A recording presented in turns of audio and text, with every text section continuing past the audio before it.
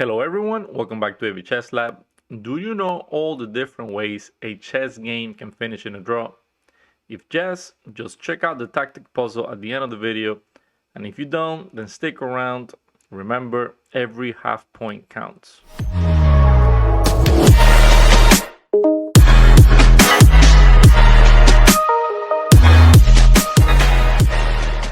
Alright, let's go over the tactic from the previous video. In this position, it is white to move. Now, the first thing I look at this position is the black queen doesn't have a lot of squares. It has penetrated my entire camp, and it's going to be very hard for her to get out of here. So that's one thing I have to keep in mind. The other thing here is that this pawn on e6 is very weak. It has no protection at the moment except for the queen. So if I can get this queen out from this diagonal here, I could potentially target that pawn and take it. But what I really want in this position is to have my knight in the square that the bishop is. So how can I get there in the fastest way possible? Well, the move that you need to play and see in this position is this move, bishop to b6, attacking the rook, and also now giving way for the knight to coming to the square on d4. Now we're hitting the rook, so the rook has to move. If rook to e8, then we go ahead, we play knight to d4. Notice that this queen doesn't have a lot of spaces to move to. All these spaces here are taken. So the move, the queen can only move here to a4. And when it does so, we're just going to go ahead and capture the pawn, have a better position. And of course, anything can happen, but we're doing very well and we should be able to win this. Now, after bishop to b6, if you had gone for this rook takes on c1 trying to be clever, well, this loses to knight takes on c1. Now we're hitting the queen with the knight and we're also hitting the rook with the bishop, and you would just lose material straight up. Instead of one pawn, you will lose a rook here. So what is a draw? In chess, this is the terminology we use to say the game finishes in a tie. The other key concept is the half point. Each game you play is worth 1 point. If you win, you get the full point. And if you lose, you get nothing. If the game finishes in a draw or a tie, both players get 0.5 points. And when you're playing a tournament, every half point counts. So the most common way a chess game can finish in a draw is by agreement. That is, both players understand the position is a draw, and when one player offers it, the other one agrees. Now, it is not ethical to ask for a draw during your move. So you first have to make the move and then offer the draw. And if you're on the receiving end of the draw offer, just tell your opponent he needs to make the move. And the funny thing is, the offer will last until the end of your turn. So if your opponent makes a mistake, you can decline the offer and just simply go ahead and win the game. The controversy with this type of draw is that strong players used to finish the games very quickly, like the one we have on the screen. And the fans were just left, in the cold wanting more chess. But FIDE has implemented new rules like the Sophia rule, where players need to reach at least move 30 in order to offer a draw. And this has eliminated all the 5 and 7 move draws seen previously by strong grandmasters. The next way to get a draw is by insufficient material. This just means that there's not enough material to checkmate the other side. Examples of this are king versus king and king and minor piece versus king. Either king or bishop versus king or king and knight versus king. On this position on the board right here, a lot of players make the mistake of thinking this is a draw by insufficient material. But in reality, a checkmate can be reached here. Now, you will need helpmate from your opponent. In order for this game to finish in a draw, the best way is by agreement, where both sides understand it will be impossible to actually reach this position without the help of your opponent. Next, we have threefold repetition. If the same exact position arises 3 times, the game is declared a draw. And notice that the position does not have to happen in consecutive moves. The most common way for this to happen is with perpetual check, in which the side sacrifices material or is down material and finds this beautiful resource to save the game. Look at this example here.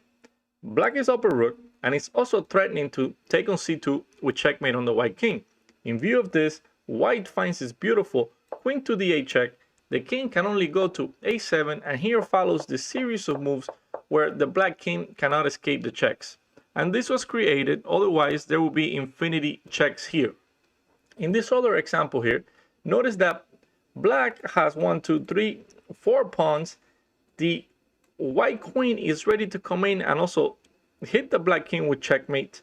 So in view of this, black is losing, and the only way to save the game is to go for this rook takes on g2, and after king takes, then there's this series of checks again with perpetual check, saving the game with threefold repetition.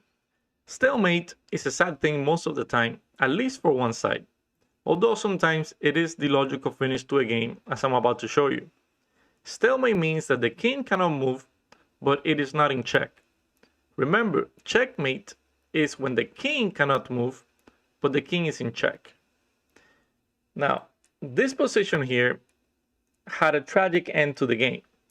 Here white promoted his pawn, got a queen, but notice that this queen takes away all the squares for the king to move.